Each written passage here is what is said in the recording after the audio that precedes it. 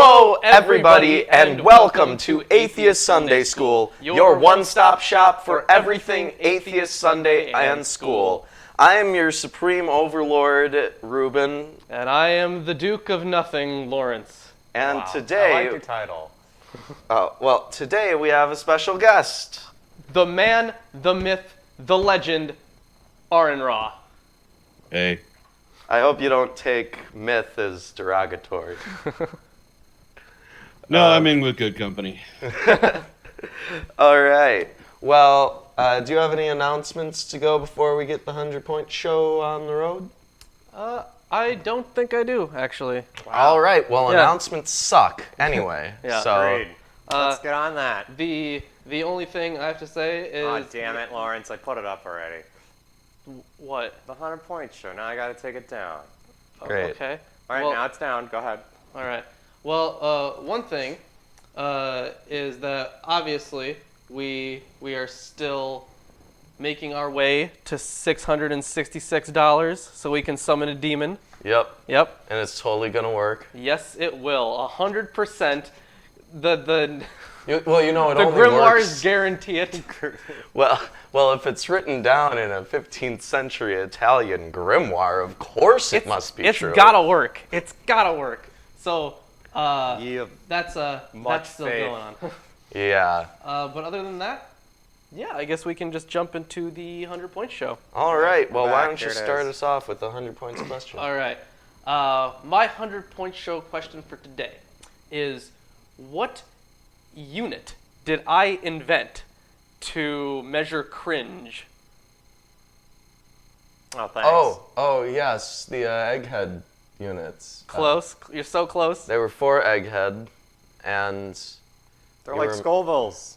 they were like Scoville's. I remember Yes. that. Yes. So close. Where you multiply it. Yes. Yes. What did I call them? I don't remember. It's not eggheads? All right. Well, I'll give you a half a point for that. Wow. A whole Yeah. half Wow. point. I called it an egghead cringe unit. I said egghead. You said egghead. Oh, yeah, well, it's not like people don't know what you're saying when you say, like, 57 newtons. I'm sorry. Whatever. 57 newtons? You need to put all those other words at the end. I don't understand what Whatever. you're talking about. Whatever. All right. What's your 100-point show question? Okay, my 100-point show Aaron question. didn't even get to guess at that one, guys. It's not a fair question. I don't think he would have known it either way. I don't think he was interested in what I was doing Hey, yesterday. don't underestimate Aron's ability to randomly guess. I don't even think you know. Do you know who Egghead is even? No. Yeah, there you go. Are we referring Thanks, to the same Aron. egghead? Yes. Yeah, Eggman? No. No? No. No, his head isn't egg-shaped? Well, it is, but not. And he's like an incel? Next question, please. Okay, my 100-point show question. There are 2 brothers who helped put together the band AC/DC. What are their first names and last name?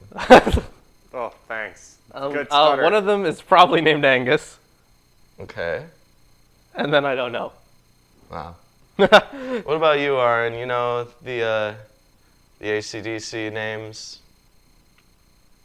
2 No idea brothers which- in AC/DC. 2 brothers in AC/DC. What are their names?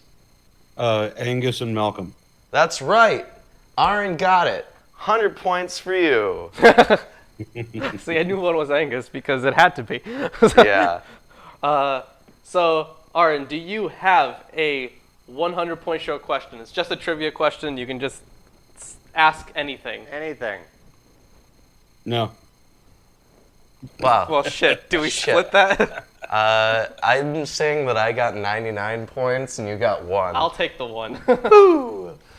All right. Well, with that being said, we are reading chapters 24, 25, and 26 of 1 Samuel today. Yes, we are. I have the King James Version of the Bible. I have the English Standard Version. And what are you using today, Aron? Let me see if I can find it again. I'm using Unbound Bible, and I'm comparing the New American Standard, the New Revised Standard, the American Standard, and the Basic English. Excellent. All right, then. Fantastic. Excellent. But I'm only going to be reading from one and trying to quickly scan the others to find where there are differences, because sometimes that can be amusing. Oh yeah. And I like reading the Bible this way because, like, when you get into the list of things you can't eat, Yeah. suddenly the list of things you can't eat is completely different in each book. So that one of them just basically lists different species of lizards that you can't eat, and that's the entire list. It's just lizards. It's like if it's a lizard, you can't eat it. Wait, don't you mean different kinds of lizards? Yeah.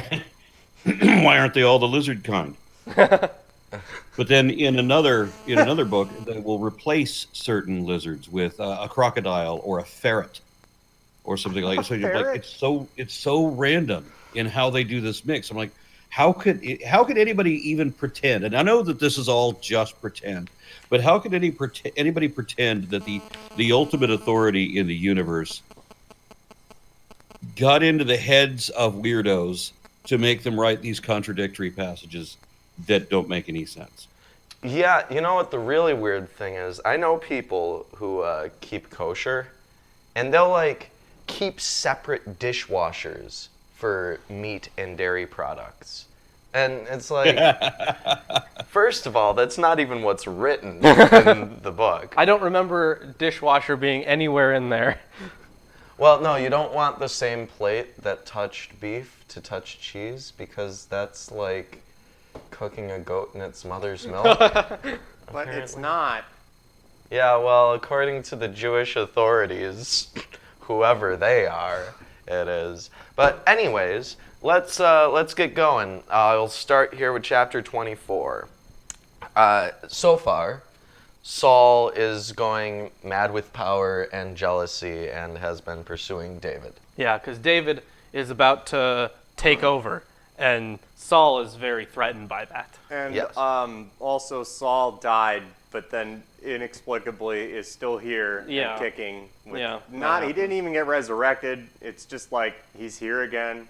Yeah, It's very discontinuous. as is tradition. Yeah, they specifically talked about Saul dying in an earlier chapter and then just proceeded as if they didn't say anything about Yeah. Nothing was mentioned, and it was never brought up hereafter. it. And, you know, you'd figure if that was a later edition, what kind of an idiot? Well, it was probably so there was something called the court history, and it's basically just the story of David's rise.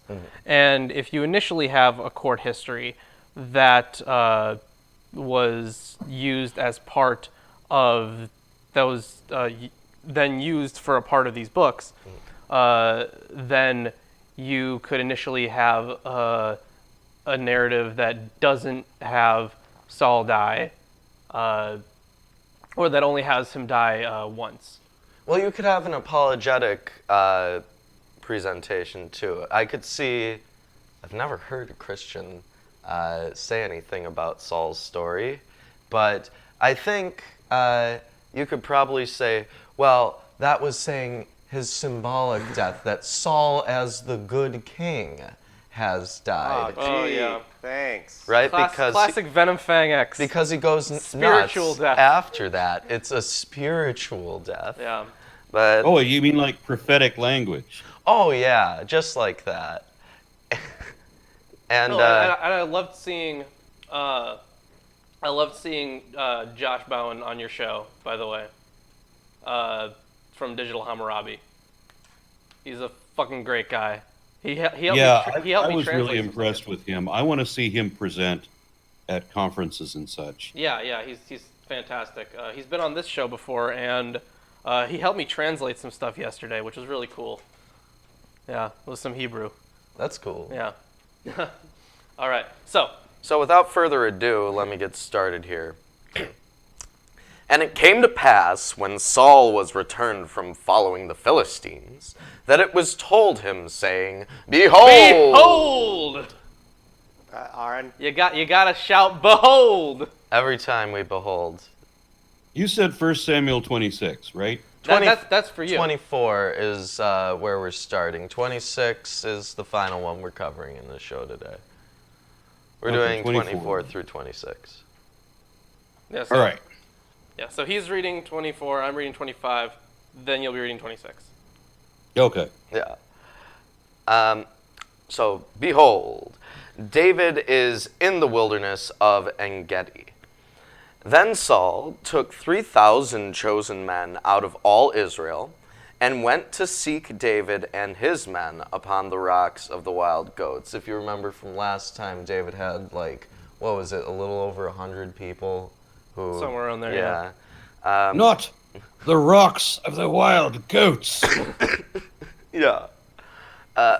And when he came to the sheepcotes, by the way, there was a cave, and Saul went in to cover his feet, and David and his men remained in the sides of the cave. So, you have that one. I have he went in to relieve himself. That makes a lot more sense. I don't see anybody going into a cave to cover their feet. Yeah. But I could certainly see going into a cave to relieve themselves. I mean, it must be really hard to find a privy out there. Yeah. There's And besides, I mean, how many times has it happened at that time in history when somebody would be taking a cup and a squat to pinch a loaf, and that's when you realize that there's a lion. No, I'm sure at least once. And that's where we get that colloquialism. Yeah. Oh, shit! Or a shit-eating grin, right? A shit-eating grin. No. And the men of David said unto him, Behold! Behold! Behold, The Aron. Aron, you got to shout "Behold" with us. Yeah, it's like, amen. Avast! Avast. sorry. Yeah, that's fine. That's a fine behold. Yeah. The day of which the Lord said unto thee, Behold! Behold! Behold! I will deliver thine enemy into thine hand, that thou mayest do to him as it shall seem good unto thee. Then David arose and cut off the skirt of Saul's robe privily. And it came to pass afterward that David's heart smote him because he had cut off Saul's skirt. What? So that's all confusing. is this saying that when David died, he's upset later on because he cut off Saul's skirt? That's a tongue tie. Why? David. So and afterwards, David's heart struck him because he felt bad about it. Yeah. Well, I'm thinking what happened here was all he did was just shorten it because he just made it a shorter skirt. Yeah. Yeah. It went from below the knee to just above the knee. Ooh. That is Yeah, way Wait, too. occasionally glimpsing dangling bits. Yeah. Ooh, those are some dangly Oh my bits gosh, those are upper legs. You're not supposed to show those. Remember, this is the master of the universe Yeah. who has one book to give to his people to tell us all that we need to know. And we don't need to know about microorganisms and how to keep ourselves from getting infections. We need to know this. No, Yeah. but it does. It does. And tell lo, us- the weirdo sat in a cave and cut his friend's skirt into a mini. Well, To be fair, they do tell you how to cure leprosy. 'Tis true. All you got to do is mix all the 5 elements on the pentagram, and use a wooden wand and an earthen bowl with flowing water, and then you need the 5th element. You need the lifeblood. So we need to sacrifice a dove, and then we need to dip the wand into the blood and sprinkle it all over everything. Oh, and by the way, yes, you should probably also wash and shave. But this is the important thing here: is the wand, the blood, and the sacrifice and the ritual. And they also people usually skip this part. They also have you sit in a closet for a week or something. And then they check on you, and then if you're not better, they have you sit in there some more, and if you're still not better, then they let you go and you have to try again. Yeah, like I said, it makes sense when they say shave and wash. Yeah. And that's what makes the spell work. You see. that's the magic part. It's very magical. If it didn't work, that just means you were unclean. And the only magic here is the type of thinking they're using. And he said unto his men, The Lord forbid that I should do this thing unto my master, the Lord anointed, to stretch forth mine hand against him, seeing he is the anointed of the Lord. Yeah, so keep note of that. What does anointed mean? Like chosen for... I don't think they're using it in the sense of like anointing something with a liquid. You know, like spreading, like they anoint with oil. Yeah. They'll like take some oil and put it on your Because forehead. I was pretty sure I'd seen some video of anointing, but it wasn't the kind of videos you could see on YouTube. Yes, those are think- some great videos. They're referring to the like title, kind of like being dubbed a knight. You can be anointed by God. I think they've done this before. It's like a blessing in some ways. Yeah. So David stayed his servants with these words, and suffered them not to rise against Saul. But Saul rose up out of the cave and went on his way. David also arose afterward, and went out of the cave and cried after Saul, saying, My lord, the king. And when Saul looked behind him, David stooped with his face to the earth and bowed himself. And David said to Saul, Wherefore hearest thou men's words, saying, Behold, Behold! Behold! Behold, David seeketh thy hurt. So he's basically just like, look, dude, I didn't want to hurt you, man. So mine is probably more comprehensible. And David This really said- does help reading it in 4 versions at once. Yeah, yeah. One of them says, why do you give attention to those who say that it is my desire to do you wrong? And then another one says, oh, David seeks to do you harm, and David seeketh to do my hurt. And behold, David seeks to harm you.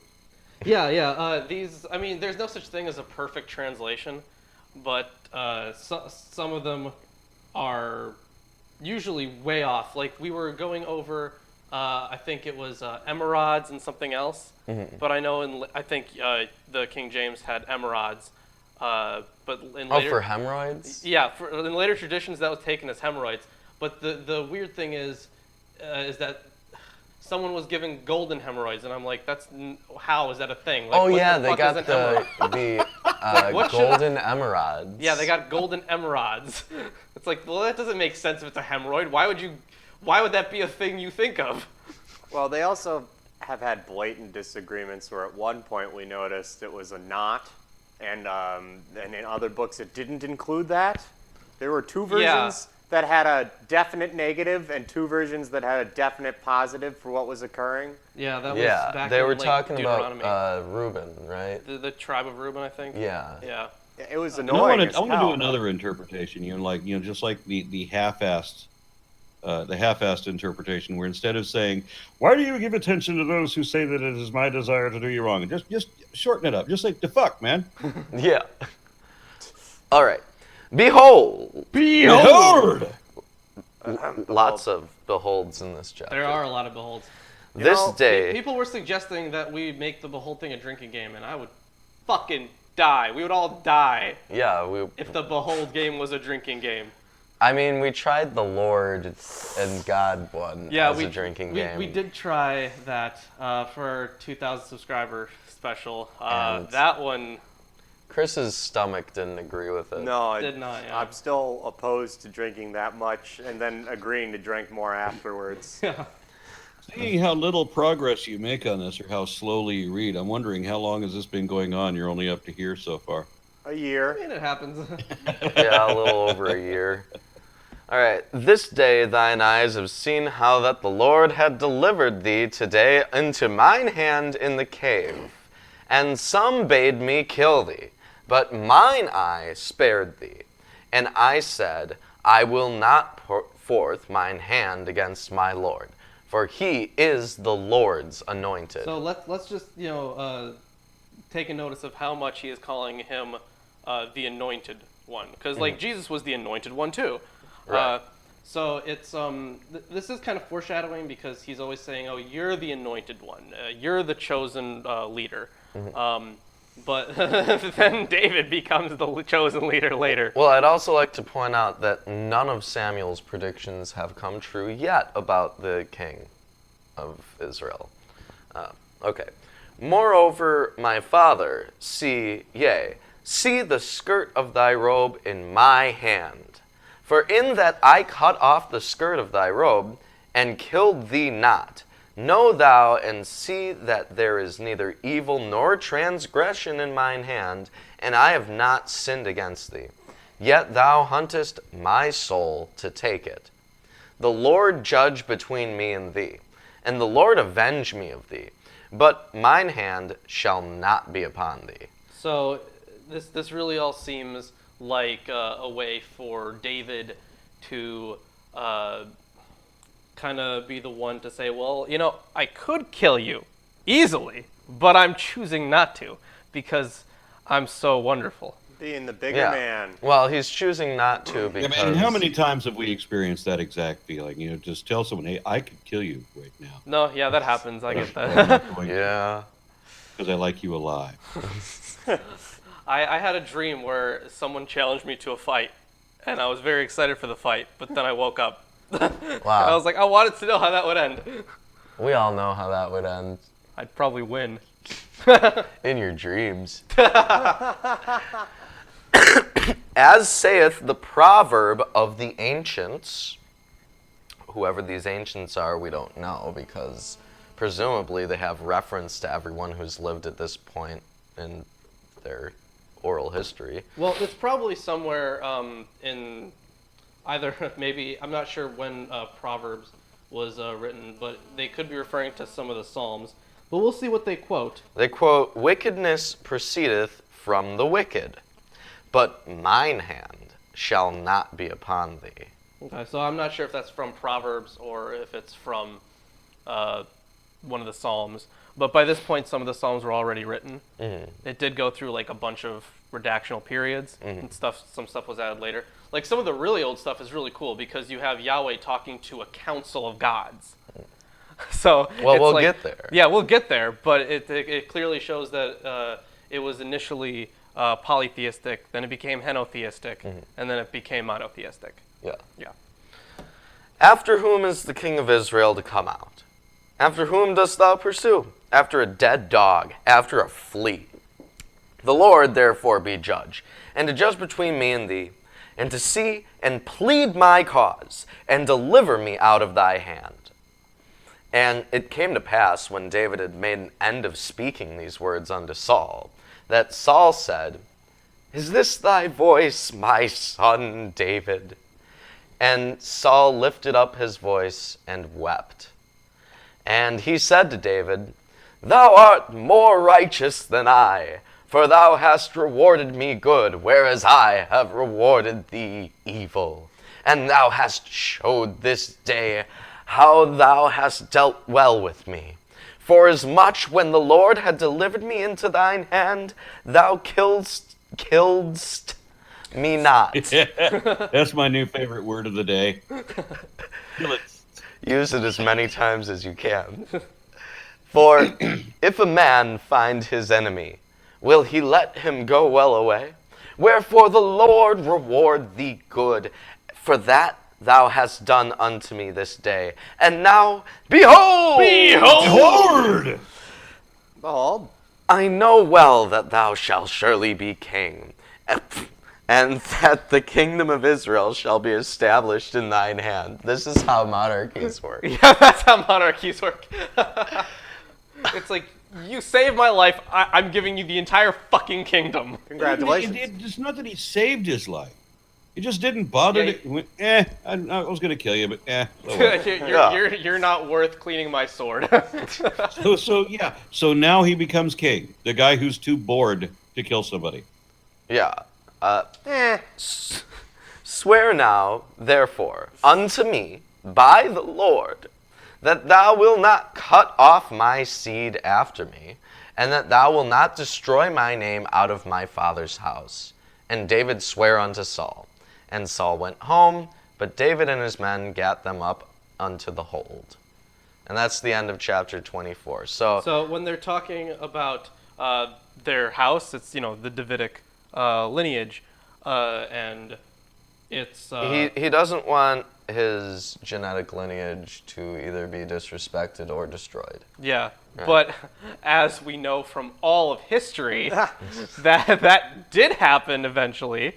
So this part was probably written before the Babylonian exile. Well, I know that in some cultures it was customary every time a new king took over to destroy all remnants of the king who was prior to them.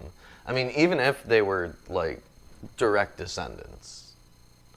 Like I think, Right, I don't think that would have applied in ancient Israel. Excuse me. Yeah, I don't think it would have applied then. But this is since they're saying, "Oh, you're always gonna, be around." Yeah. It was probably written before they were fucking destroyed. Yeah. Yeah. So, let's yeah. So that was the end of chapter 24. Make sure you guys drop a like if you are enjoying the stream, because that really, really helps us out. Yeah. But as we promised on that last Hey. stream we did, we're not shelling. We're not. using dropping this- a like is not shilling. Yes. Just reminding I people. don't think so. Well, it depends on how you define your terms. Oh, whatever. Okay, let's let's go on to 1 Samuel chapter 25. Now Samuel died. Okay, then what about 2 Samuel? Who's that? That's the next guy. Yeah, now Samuel died, and all Israel assembled and mourned for him, and they buried him in the house of Ramah. That was very fast. Mine says they buried him in his house at Ramah. Oh yeah, mine also says his house. Sorry, I fucked that up. Then David rose and went down to the wilderness of Paran. So that's kind of skipping. So they were in the wilderness, but they were in the wilderness of En-Gedi. I don't know how close those are. Well, David had strongholds at En-Gedi. It Okay. says in chapter 23. Oh, okay. So anyways, rose and went down to the wilderness of Paran, and there was a man in Maon whose business was in Carmel. Okay, is that a city or? I'm It's guessing capitalized. that was just before Clint Eastwood became the mayor. And painted the town red. The man was very rich. He had 3,000 sheep and 1,000 goats. He was shearing his sheep in Carmel. Now the name of this man was Nabal, and the name of his wife Abigail. The woman was discerning and beautiful, but the man was harsh and badly behaved. He was a Calebite. Mine is so much better. It says Abigail. And she was a woman of good understanding and of a beautiful countenance. But the man was churlish and evil in his doings. Churlish? Churlish. Okay, well, that's my favorite word for the day. Churlish. What a dumb word. I just love how they throw on the fact that he was a Calebite, because if we remember correctly, Caleb and Joshua were the only two people out of the original people to leave Egypt Right, and to Caleb, actually get into the promised land. yeah, and Caleb was totally legit. Yeah. He did exactly what he said he was going to do, and he got the reward that he wanted. Yeah, and it's neat, this kind of polemical structure of this, and I just very much appreciate how they're like, she is way out of his league. Just to really appreciate that. Also, he's evil. Also he's evil. And what was that other word, Reuben? Chubbish? Churlish. Churlish. Yeah, churlish. You'll have to show me that in a dictionary. David heard in the wilderness that Nabal was shearing his sheep. So David sent 10 young men. And David said to the young men, "Go up to Carmel and go to Nabal and greet him in my name. And thus you shall greet him. Peace be to you, and peace be to your house, and peace be to all that you have. I hear that you have shearers.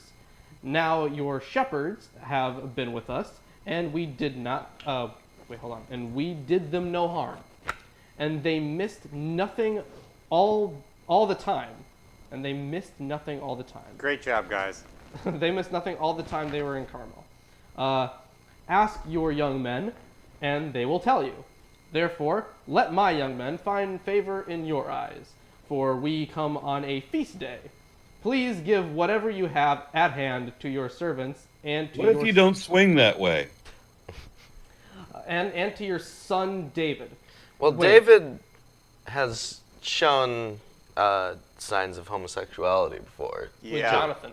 with Jonathan. So let the young men find favor in thine eyes. Well, it's It means what it says, Aaron. It means what it says. so I'm confused. So David is telling the people who he's sending over to talk to this Calebite, please give whatever you have at hand to your servants and to your son David? Is that what's happening? Because I don't think David is his son. David is not his son. So I'm just confused by that. Am I Yep. reading the story right? Am I understanding? Well, I'm assuming that it's supposed to be like a sign of humility, right? That he's not. And I'm wondering when they're gonna, if they keep bringing up Nabal, and when are they gonna let us know that that's the secret name or the secret identity of Laban? That's a good shit, I don't fucking know. I mean, they do have like some, depending on the author, they do have like these spelling changes from story to story. Like I forget their specific names, but there are these two, or actually four sons, two sons of one person and two sons of another, but they're really similar, like in name and their actions too. I forget their names, but the issue with the older version is that they had the root for their name.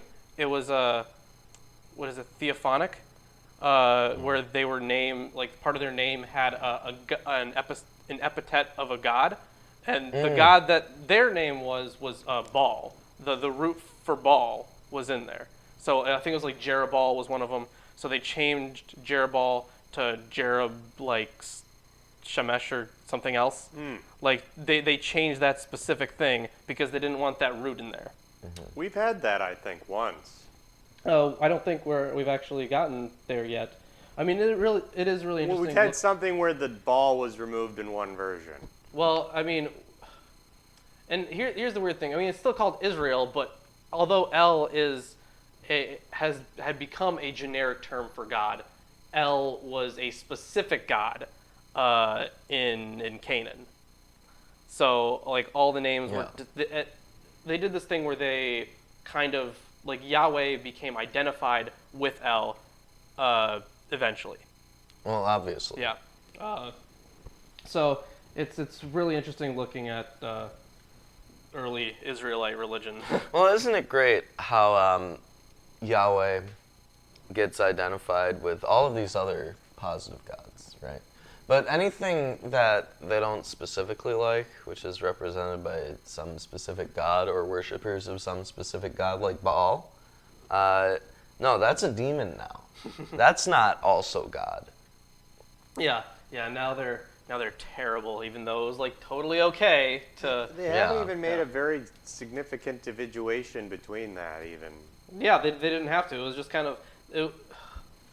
It's somewhere in the writing we can see like how it progressed over time. Yeah. But it's not like explicit, because why would they make that explicit? Right. Yeah. But for our purposes, it's nice to look at it that way. Yeah. Well, it does specifically tell you in Deuteronomy, I think, it says that you're supposed to make it virtually impossible to have any reference to other gods. Yeah, and you have to destroy all the Asherahs, and even though that wasn't the god. And the Yeah, idols destroy before any him. evidence of the worship that ever existed. Everything. It's kind of horrible. And then later we just find it. Yeah. When David's young men came, they said all this to Nabal in the name of David, and then they waited. And Nabal answered David's servants, "Who is David? Who is the son of Jesse? There are many servants these days who are breaking away from their masters. Shall I take my bread and my water and my meat that I have killed for my shearers and give it to men who come from I do not know where?" So David's young men turned away and came back and told him all this. And David said to his men, "Every man strap on his sword." And every man of them strapped on his sword. Oh, good. David also strapped on his sword. Wow. Strapped on. And about 400 men went up after David, while 200 remained with the baggage. You know what? Taxation is theft. Look, they're stealing it. This is literally a story about a guy who doesn't want to pay his taxes. It's not even a tax, it's just some random dude who's rich. Well, yeah.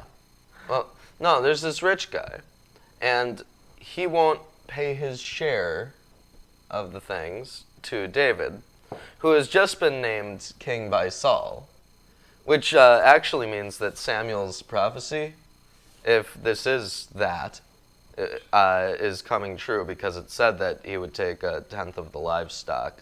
Yeah. But he said that about the first king, which would be Saul instead of David. Yeah, but So- the issue is because Saul was anointed. David wasn't anointed, at least not yet. He hasn't been anointed. Oh, no. Right. Yeah, so it's specific wording, and I just think it's interesting. So, all right, so they're gonna go off and kill something probably. Hooray. But one of the young men told Abigail, Nabal's wife, "Behold! Behold! Behold! David sent messengers out of the wilderness to greet our master, and he railed at them. Yet the men were very good to us, and we suffered no harm. And we did not miss anything when we were in the fields, as long as we went with them." So as long as they did everything they said, there was no problem. So, am I understanding this right? The guys come up and say, "Hey, we didn't beat you up. We didn't steal anything. So now we want the money out of the mutual respect we just showed you." Am I reading this I'm pretty correctly? sure, yeah, that's pretty accurate. Yep. So it's kind of like the other way of saying, "You got a nice place here. Be a shame if something were to happen to it." Yes. Yeah. It's exactly that. This is government extortion. It's like, well, he said you had a nice place. That was polite. Yeah. They were... Wait, what? Hold on. They were a wall to us both by night and by day, all the while we were with them keeping the sheep. Now, therefore, know this and consider what you should do. For harm is determined against our master and against all his house, and he is such a worthless man that one cannot speak to him. Mine says he is such a son of Belial. Wow. Oh, great.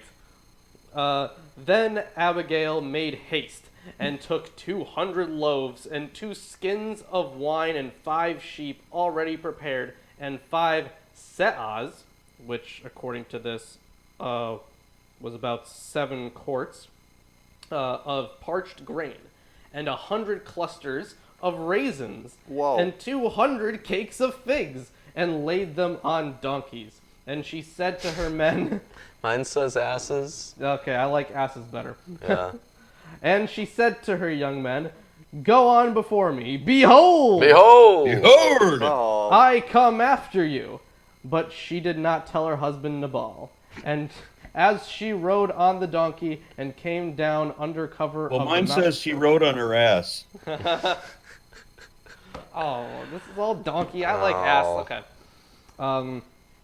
And as she rode on the donkey and came down under the cover of the mountain, behold, Behold! Oh. David and his men came down toward her, and she met them.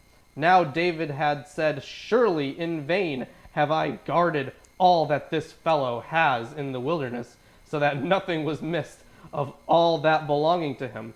And he has returned me evil for good. God do so to the enemies of David, and more also, if by morning I leave so much as one male of all who belong to him." So he's going to kill all of his servants? Let me just say, Because that's what a just leader does. Yes. 1 Samuel 25:22. So and more also do God unto the enemies of David. if I leave of all that pertain to him by the morning light, any that pisseth against a wall, Yeah, I don't get that. because they're male, Right. they okay. lift up their leg and piss on the Piss wall. on the wall. Okay. Thank you for that exegesis. That was nice. All right.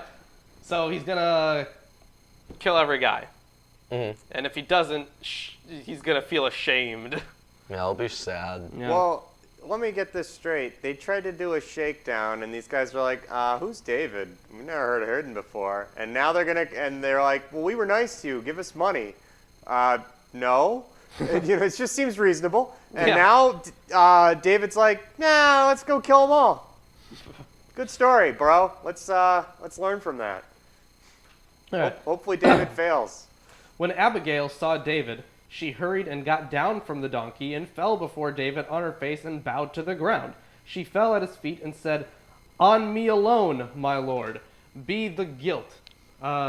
Please let your servants speak in your ears and hear the words of your servant. Let not my lord regard this worthless fellow Nabal, for as his name is, so he is. Nabal is his name." And apparently, Nabal means fool. Okay. Thanks, Bible. Hashtag blame the Bible. Yep. Nabal is his name, and folly is with him. But I, your servant, did not see the young men of my lord, whom you sent.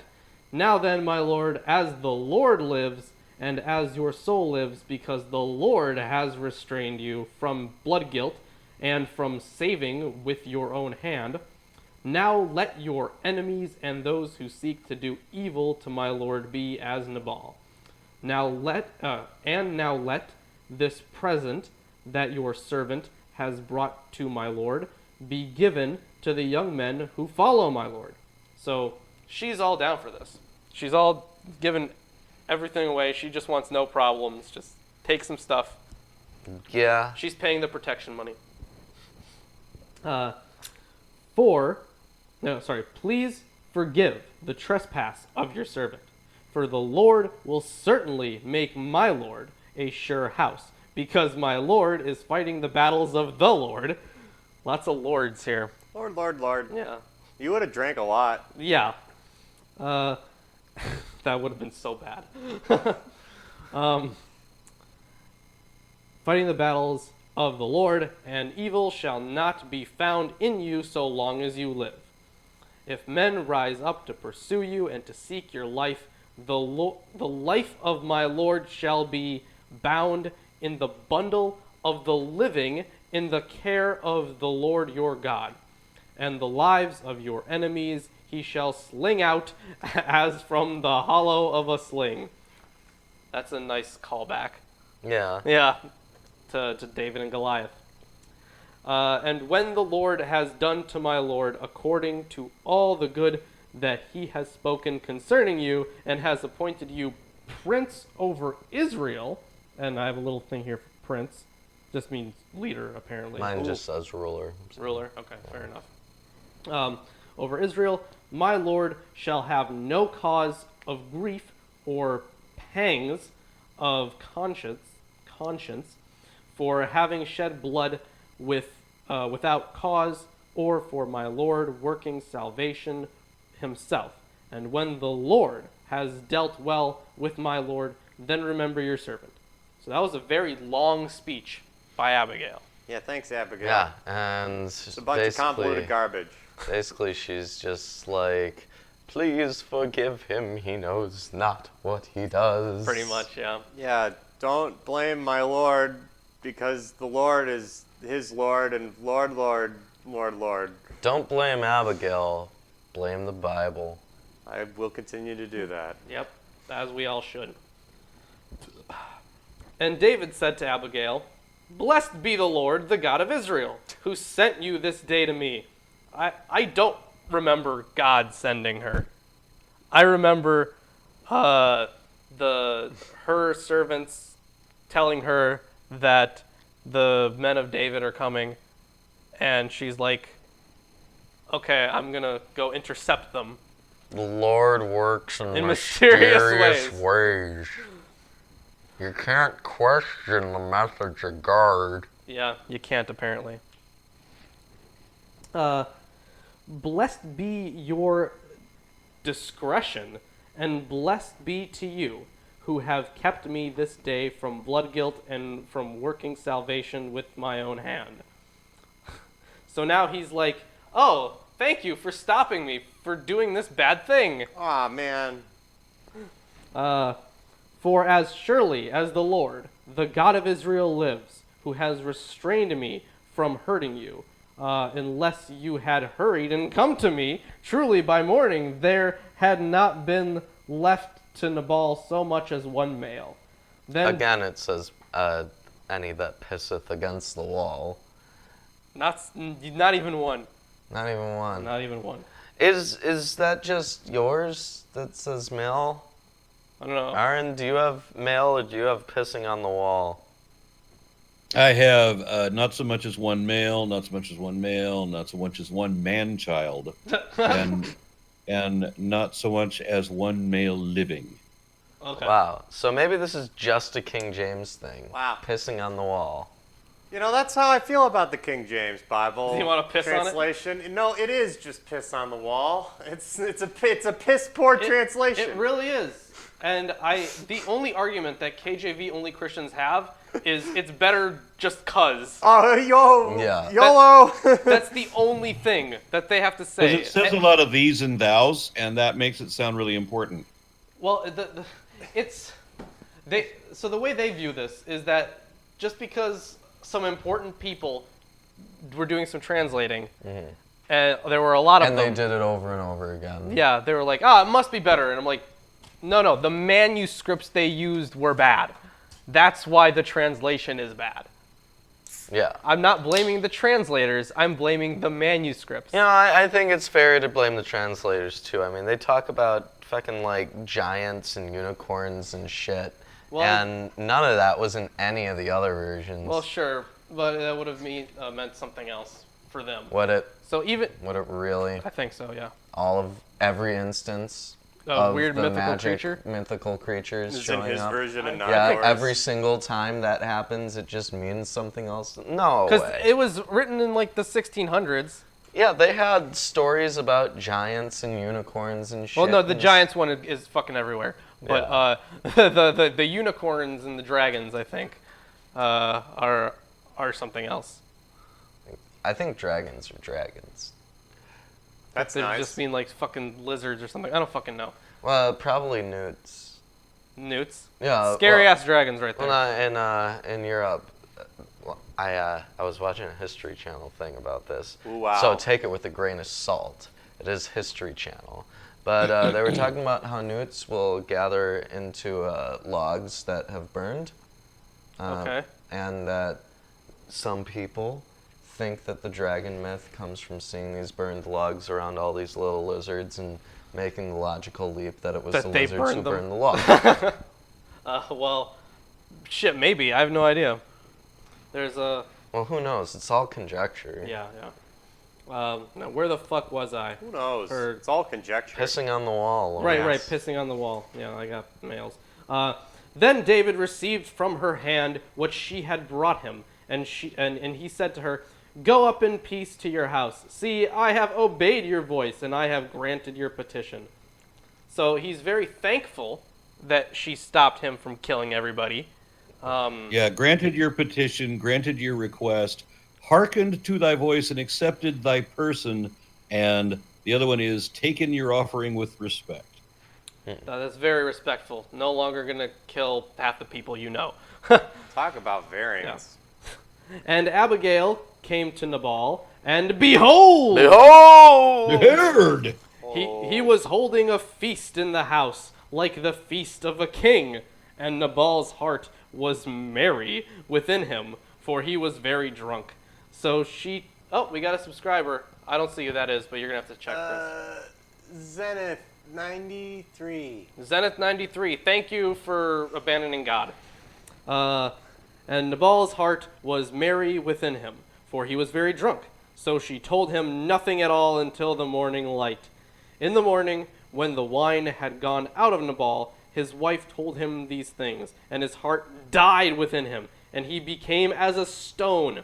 And about 10 days later, the Lord struck Nabal, and he died.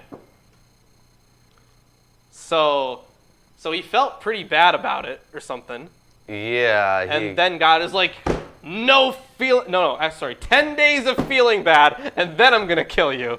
Yeah. Maybe that's what hell is like. 10 days of torture, and then annihilation. Again and again, or just once? Because annihilationists are a real thing, because it's impossible to defend eternal hell. Yeah. Like, just morally speaking. Well, it's possible. Okay. The apologetics I've heard said that the people who go to hell have their chance to repent and accept Jesus during the end times after having gone through hell, and then they will be allowed to go to heaven. But if they don't repent during the end times, Then they stay in hell. I guess Well, it's but hell on that's- earth or whatever. it is Well- hell on earth. Maybe it's reincarnation. Everything's reincarnation. Apparently. Everything? Apparently. I don't know. I don't fucking know. Thanks. Okay. Well, Aron just looks stunned. Up to 1 year according to Jewish tradition. Now, I don't know about that. As far as I know, there is no afterlife in Jewish tradition. It's just kind of, Except for Sure. Enoch. oh, well, yeah, that's true. Yeah. Yeah. Well, You know what awesome. Enoch reminds me of? He's like that guy who gets beamed up in an episode of Star Trek and decides to stay with the crew. And then he has to. Then he feels the need to warn people about the bad crew that he's with. Oh, yeah. Yeah. As you do. I could offer a suggestion on improving this show. It'd be to have little shot glasses like this ready, and every time there's a behold, We have had that suggestion before. In fact, we even talked about the suggestion earlier. Today. But yeah, earlier today. And although it would make it more entertaining, we'd also die. Yep. Yeah. Probably. All right. We would eventually. Okay. Succumb to So- alcohol poisoning. All right. Alcohol So Nabal is poisoning. now dead.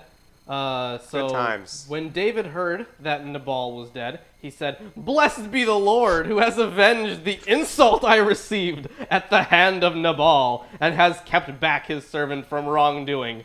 So okay, so wait, God, the God, insult was that he wasn't good at that Nabal is approached by these young men and say, "Hey, and they came up and said, I hope you like our young men." And what was it? Give us your money. Maybe it's something along those lines. Yeah. Hey, because we haven't fucked up your shit, so you should pay us for it. And he's like, "Who the hell are you?" And that's the insult. So David, David is going to then kill everybody in the family because they didn't pay the protection money. yes. Yeah. So And he's insulted that they didn't pay that's an insult that he didn't pay the attention money. yes, and And the only reason he decided to let them live is because the other bitch showed up with raisins on her ass. yeah. Yeah, on her ass. Yeah. Bitch showed up with raisins on her ass. And fig cakes. And I am very I'm very amused by the fact that the way David is interpreting this whole thing, or at least how he's written to interpret this whole thing, is that God killed Nabal to stop me from killing him. What a nice guy. I'd be like, Reuben, I don't want you to hurt anybody, so I'm gonna kill everybody, so you don't hurt anybody. Well, this is directly contradictory with the previous chapter, too. I mean, what happened to wickedness proceedeth from the wicked, but mine hand shall not be upon thee? That was just about Saul. Oh, yeah, that doesn't apply to anyone else except Saul. That's Just what, Saul. Just Saul, Just yep. Saul. Shut up, Reuben. I gotta take a whiz. I'll be back. All right, I'm gonna continue reading then. He's going to go into a cave and cover his feet. To relieve himself. I like that one better. The Lord, Cover my feet with what? Urine? yes. I've made a skit about that already with with Joseph. That was the last episode we did, and basically he just asked me to poke a hole in a water bottle and spray it at my feet and pretend to pee on them. That was the skit. I mean, he has a crude sense of humor, and he likes interpreting the Bible in dumb ways. Well, yeah. The Lord has returned the evil of Nabal on his own head. Then David sent and spoke to Abigail to take her as a wife. When the servants of David came to Abigail at Carmel, they said to her, David has sent us to take you to him as his wife. And she rose and bowed with her face to the ground and said, Behold! Heard! Your handmaid is a servant to wash the feet of the servants of my lord. And Abigail hurried and rose and mounted a donkey, and her 5 young women attended her. Mounted an ass, right? Mounted an ass with 5 other women. She followed the messengers of David and became his wife. David also took Ahinoam of Jezreel, and both of them became his wives. What happened to his first wife? Hold on. Saul had given Michal, his daughter, David's wife, to Palti, the son of Laish, who was of Galim. So Saul gave his daughter to somebody else. So, wait, she already married David. Yes, and now he's like, nope. But in what order does this happen? And in what time frame? Maybe Is Saul dead at the yet? same time. This seems like more... Because, I mean, he literally just went to Saul and was like, I'm not doing anything to insult you, and I'm so nice to you. And then he goes and bangs some girls when he's married to Saul's daughter. Hold on, one I thing. mean- I see Alicia in the comments trying to use one of the commands for the Nightbot. We turned him off, Alicia. Nice try. Sorry. Oh. What were they Alright, trying to get? I don't know. Just I'm the not list sure. of commands? Or actually, no. Maybe that is just an I. I don't know. I can't see. It looks like it might be a command. I'm not 100% sure. That's hilarious. You know, if you I could tried. just be wrong and could be barely seeing it, and it's probably not even a command. I don't Hot fucking dog. know. There's from here it looks like an exclamation mark. Wait, so it still refers to Michal as David's wife. Yes. She's just given to Falti. Given to somebody else. So now probably no longer his wife. Oh no, she's still his wife. Mine says specifically. Wait, how does this But show wife Saul swap had work? given Michal his daughter, David's wife, to Falti, the son of Laish. Oh, okay. Alicia was spelling something backwards. Okay. Wow, that's about as obscure that- as a command. Yeah, right. Okay. Yeah, so Saul gave his daughter to somebody else. And So- it refers to her But also. legally speaking, because you have to keep in mind that within the law, even the king's daughter would have to follow the law. She's married to David. There are all these rules set up about adultery specifically for women, right? So who's at fault if she's broken those rules, for one?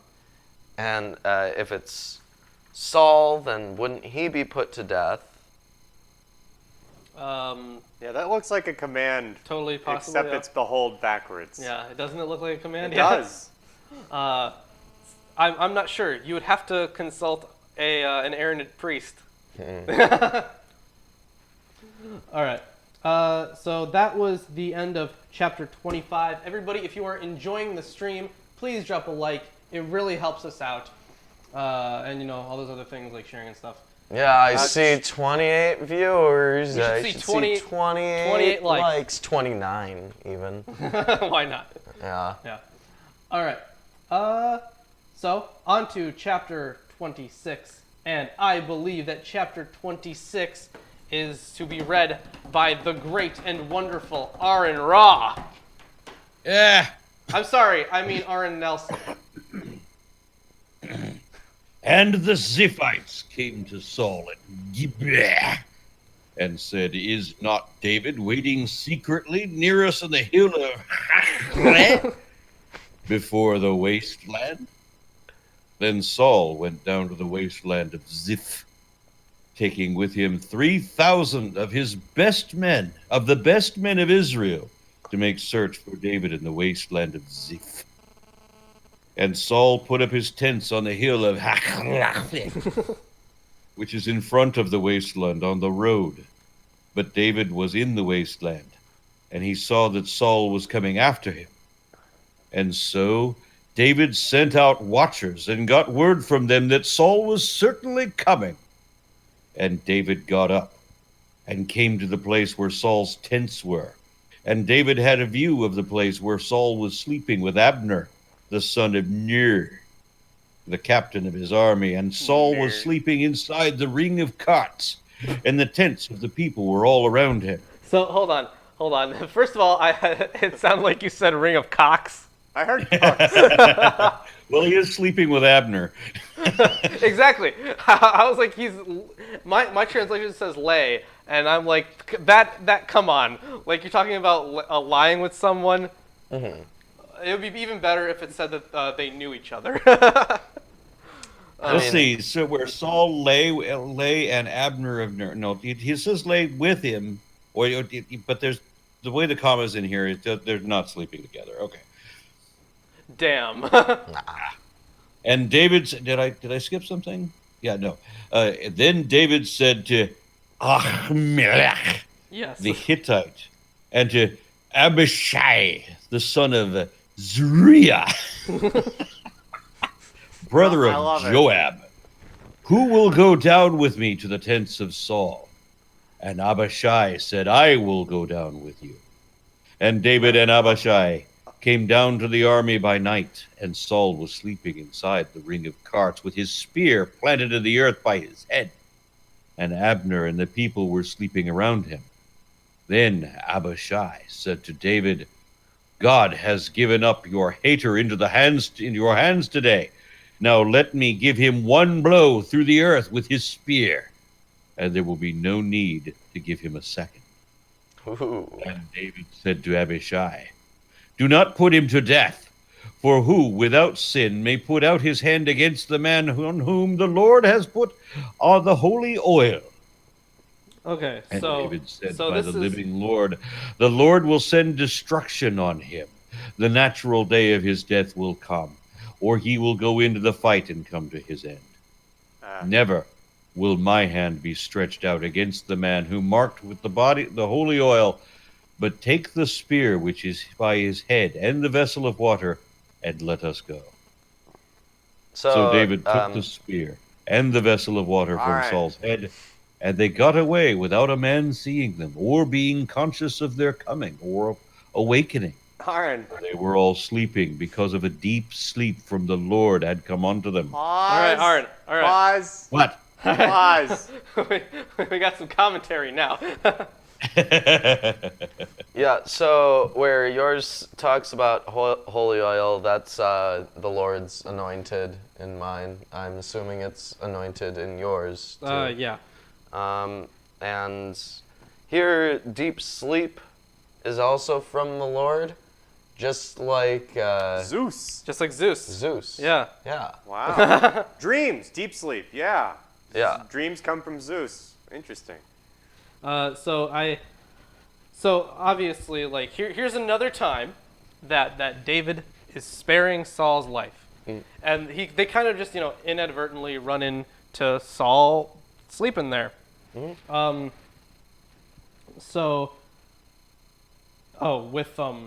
With another guy, of course.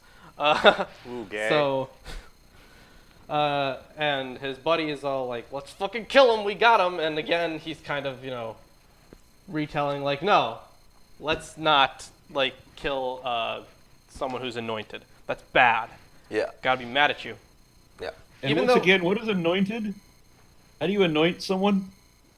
Well, I mean, there is pouring... Cover their feet? Well, I know there's pouring oil on their head, right? Yeah, That's- like baptism is a kind of anointing. Yeah. But also, I think it's in some ways a reference back to Cain. The mark of Cain. How? right? Well, why else would it be bad? Oh yeah, yeah. That's a good point. Yeah, because with the mark, you couldn't God gave Cain this mark, which I also have. I have Yeah. that. Well, it's not really. We don't know what the mark was, Yeah. but so he gave Cain this mark, and anyone who killed Cain would have they would be 7 times. sevenfold. Yeah. Whatever they did would come back to them sevenfold. So it's a form of anointing. Well, I wouldn't call it an anointing. It's not like an anointing. a curse. It is a curse, but it's also like a protection. It's a double-edged sword. Yeah. I think that same kind of implication is here, because we already see the negative effect that reportedly the Lord has put onto Saul, where the evil spirit from the Lord comes upon him and makes him insane, right? Yeah. So- that did happen earlier. Yeah. And it's always an evil spirit from the Lord. Yeah. All right, An evil so spirit from the Lord. yes, an evil spirit from the Lord. That Yeah. is exactly what it said. Yeah. That was last week. Multiple You know, times. I just got into it with Kent Hovind, where he said he doesn't believe in evil spirits. Wow, it's right there. Well, tell him to read 1 Samuel. Read 1 Samuel, Kent. And does that say it in your translation? Because if I'm not mistaken, It was in a bunch. well, yeah, I know, but I'm curious if it's in the KJV. Because if I'm not mistaken, Kent is a KJV only Christian. Yep. Yeah, Wow. mine specifically talks about evil spirit. Exactly. And Wow. it's specifically from the Lord. If you would like to reference it to Kent. I can see if I can find the verse while While you read. you read.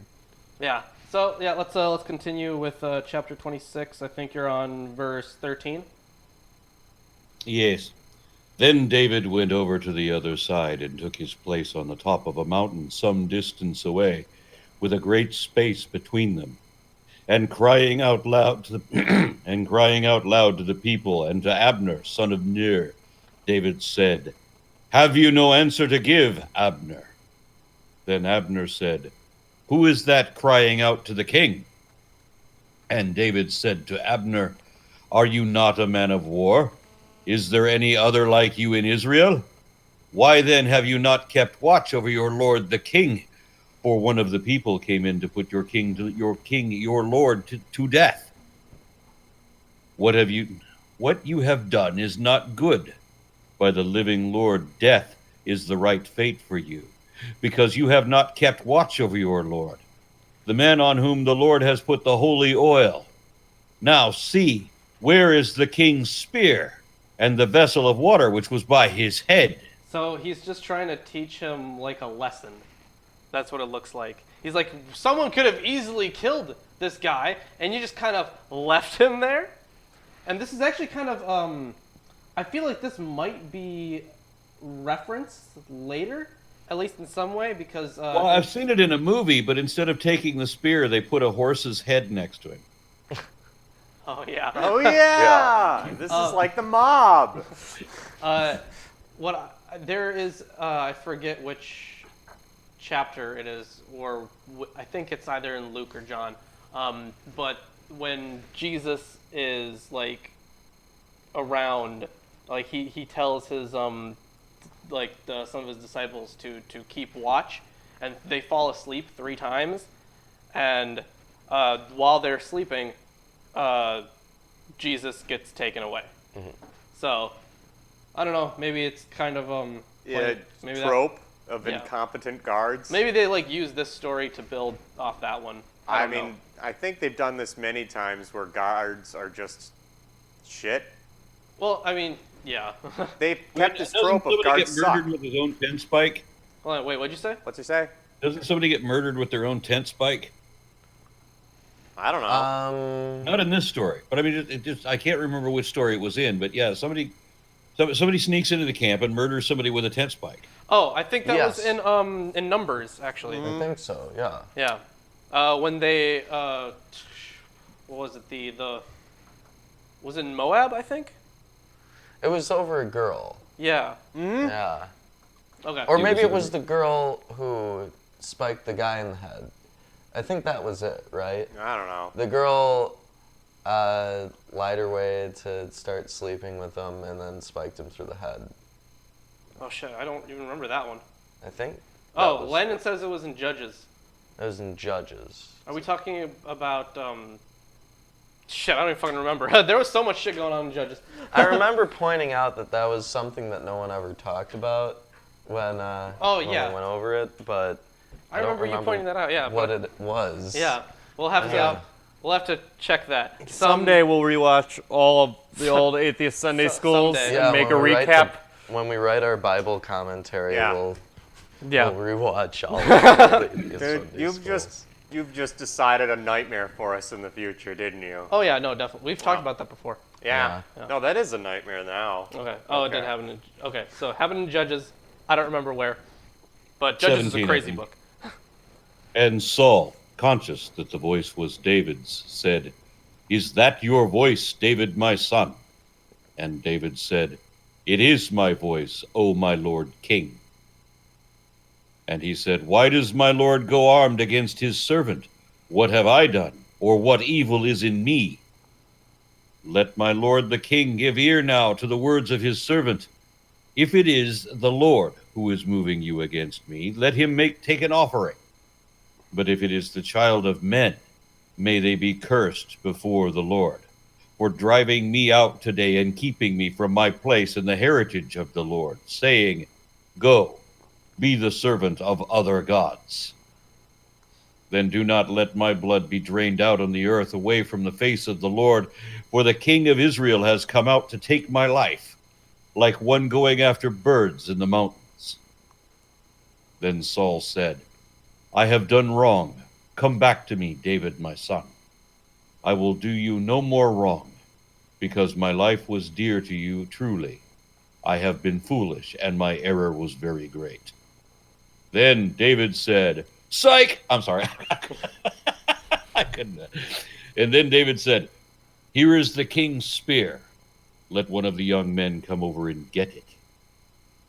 And the Lord will give to every man the reward of his righteousness and his faith, because the Lord gave you into my hands today, and I would not put out my hand against the man who has been marked with the holy oil.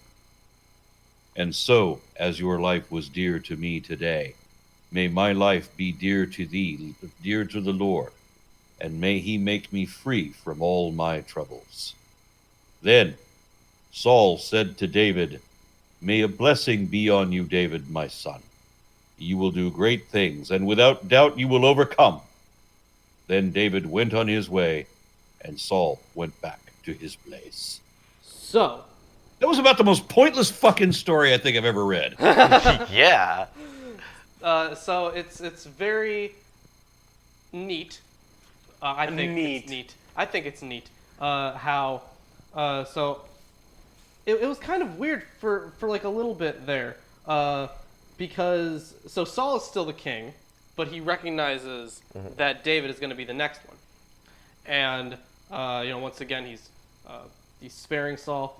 Now something that was weird to me is when I think it was in verse 17, or no, in verse 18, and he said, "Why does my Lord pursue after his servant?" Was that David saying that or Saul? Because it's not clear. I think it's David saying it. So it's like Saul recognized David's voice and said, so this is Saul speaking, "Is this your voice, my son of David?" And David said, "It is my voice, my lord, O king." And he said, okay, so it is David. Yeah. Okay. Yep. Oh yeah, And that's and huge callbacks to exactly what was happening before.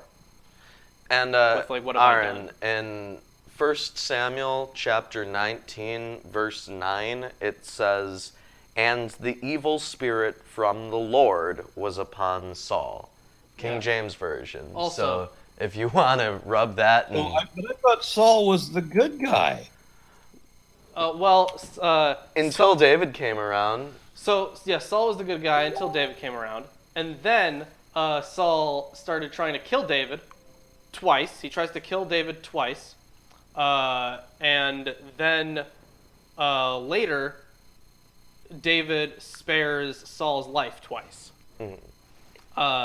And these are he's making some callbacks to it, was saying, like, what have I done? Because when David tried to kill, when Saul tried to kill David, I think it was the first time, or maybe it was the second, I don't remember anymore.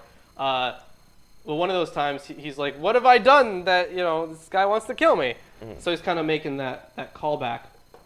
And Landon says, 1 Samuel 16:14 says, the Spirit of the Lord had departed from Saul, and an evil spirit from the Lord tormented him. This is also mentioned in 1 Samuel 16:15 through 16:23, 18:10, and 19:9. So there's your references for evil spirits from the Lord in the KJV. Oh, boy. Oh, my God. I so want to talk to Kent about the KJV. I would like to talk to Kent about anything. Right, yeah. I just want to yell at him. How I don't even can care if it's, like, coherent. I feel as though the man needs to be yelled at by someone. I just don't Well, understand. I'm having a bucket of chuckles with this series. I got to tell you. You know what? Afterwards, There are some people. There are some people who say, "Why are you wasting your time with this guy?" But I'm seriously having fun. Yeah. Good. Yeah, We yelling- hope people have fun yelling at him on would the be fun. show and watching the show. And Oh, he meant gotta- making fun of Kent Hovind. we got a question for. Yeah, okay. Oh, right. Hold on. Do you still think that Job is the oldest book of the Bible? I don't. Well, I don't have any scholarship in this. I'm trusting that that what I've read said that most scholars agree that Job was the earliest book. Yeah, just for reference, it's not. It was written later, and that used to be the consensus.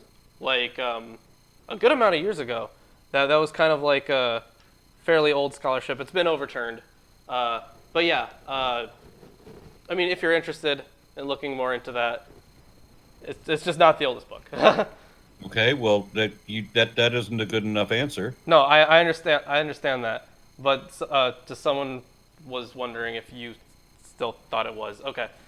Well, I mean, if you're going to tell me that it's not, I mean, a lot of people don't understand it. Where you want to argue against evolution, for example, you just try to poke holes in evolution and you don't have anything else to prop up in its place. If you're going to tell me that Job is not the oldest book, then the obvious requirement there is that you tell me what is the oldest book. Okay. So it's kind of weird because some of the Psalms are very old, and then I think Amos is one of the older ones, and most of them date back, or the oldest ones date back to, I think, the 9th century or the 8th century. BC. Yeah. That's it? The oldest book of the Bible is 9th century BC? Or 8th or 9th century, yeah. Well, And see, the thing that I read was that they were putting Job at like way beyond everything else. That it was completely out of touch with everything else in the Bible. It was much older. That Job was so old that it was like Rig Veda old. That it was like what? like the Rig Veda. Veda old. Oh, okay. No, it's definitely not that old. Speaking of which, we should go over the Vedas. Yeah. That Someday. wouldn't take too long. Yeah,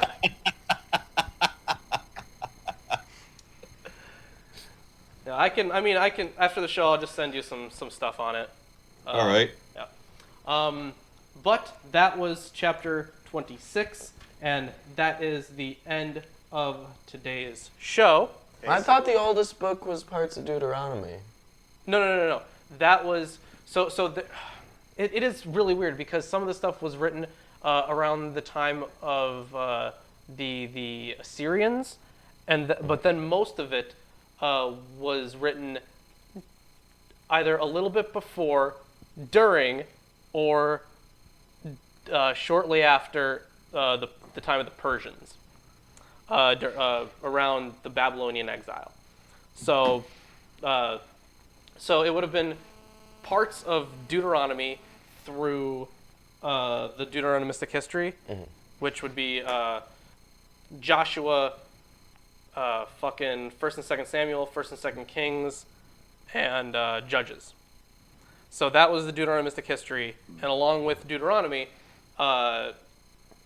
those were written. Parts of them were written shortly before the exile. Some of them were written during, and then some of them were written after the exile, when they came back. Sorry, not when the Persians. It was when it was Babylon, the Babylonian exile. So Babylon took them over, and then the Persians came in and let the Israelites that were exiled go back to Israel, and then they wrote from there.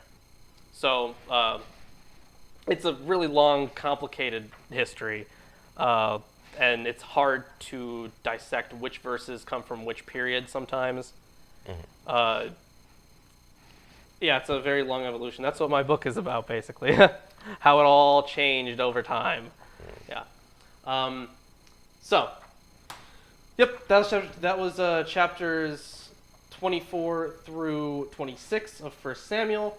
And next time, we will be finishing 1 Samuel. Yes, we will. And the time after that, we'll begin 2 Samuel. Wow. Now, Samuel's already dead, Yes. so I'm very the first- interested. The first few chapters are still part of the court history, still part of David's rise. How's he dead? Um, And there's a... Never mind. well- we'll figure it out. Yeah, we'll figure it out. That's like, if Or the not. next book was named the Book of Abraham, and then Abraham didn't show up because he's been dead for this whole time. All right. So that is the end of the show. If you guys enjoyed the stream, please drop a like and share. Really helps us out. Thanks And again I am sure. to Aron. Yes, and thank you so much to Aron for being here. We always love talking to Aron. And Yeah. yeah. And you guys have seen all the links. So, I guess we will see you Next time Sunday. on Sunday School. Lean. Lean Lean. Sunday. Sunday.